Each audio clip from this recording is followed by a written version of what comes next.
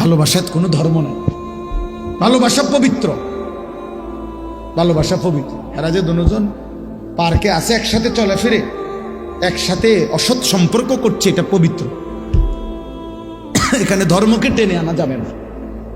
আল্লাহ নবী সাল্লাল্লাহু আলাইহি ওয়াসাল্লাম এবং আল্লাহর কোরআন, আল্লাহ তাআলা কোরআনে বলছে ওয়ালা তানকিহুল মুশরিকাত হাত্তা ইউমিননা, পূর্ণ ঈমানদার না হওয়া পর্যন্ত তোমরা কোনো মুশরিক নারীকে বিবাহ করো না। ওয়ালা আমাতুম মুমিনাতুন খায়রুম মিন মুশরিকাতিন ওয়ালাউ আ'জাবাতকুম। আল্লাহ বলেন একজন ঈমানদার দাসী বাঁধি, সেও পৃথিবীর সর্বোৎকৃষ্ট বেঈমান, রূপে গুণে সৌন্দর্যে যেই নারী রূপসী সুন্দরী সম্পদশালী, কিন্তু মুশরিক বেঈমান, আল্লাহ বলছে তার চাইতে একজন ঈমানদার দাসী উত্তম।